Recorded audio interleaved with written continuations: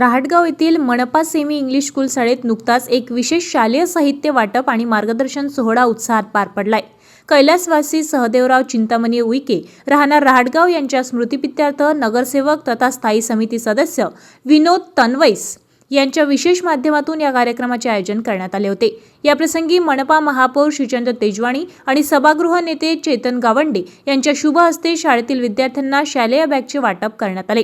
या प्रसंगी सन्माननीय अतिथी म्हणून नगरसेविका तथा शिक्षण उपसभापती वंदना मडगे, महानगरपालिका शाळा निरीक्षक योगेश पखाले आणि महानगरपालिका केंद्र समन्वयक प्रफुल्ल अनिलकर यांची प्रामुख्याने उपस्थिती होती। विशेष बाब म्हणजे नगरसेवक विनोद तनवैस हे स्वतः या शाळेचे माजी विद्यार्थी आहेत।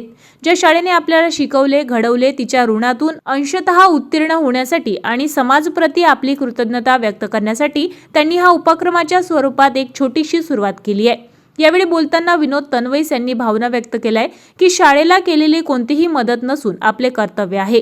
सोबतच त्यांनी गावात राहणाऱ्या आणि याच शाळेत शिकून पुढे गेलेल्या सर्व माजी विद्यार्थ्यांना आवाहन केलंय की प्रत्येकाने आपल्या मातृसंस्थेसाठी शक्य ते योगदान देण्यासाठी पुढे यावे। बॅग वाटप नंतर उपस्थित मान्यवरांनी विद्यार्थी आणि पालकांना मोलाचे मार्गदर्शन केले। शिक्षकाचे महत्त्व ओळखून पालकांनी मुलांच्या पाठीशी उभे राहावे असे आवाहन त्यांनी यावेळी केले। हा कार्यक्रम यशस्वी करण्यासाठी शाळेच्या मुख्याध्यापिका सुरेखा पंदोर, शिक्षिका मेघा अडसोड, शिक्षिका रिंकू धोटे तसेच मदत सेविका अश्विनीताई तसरे आणि संपूर्ण शिक्षक वृंदाने मोलाचे सहकार्य केले। कार्यक्रमाला विद्यार्थी आणि पालक मोठ्या संख्येने उपस्थित होते।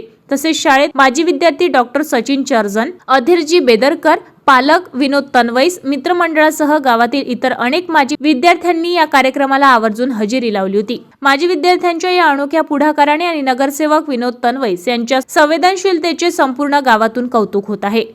आपल्या शहरातील ताज्या घडामोडी व बातम्या बघण्यासाठी नंबर 1 न्यूज चॅनल अमरावतीला सबस्क्राइब करा, लाईक करा आणि शेअर करा।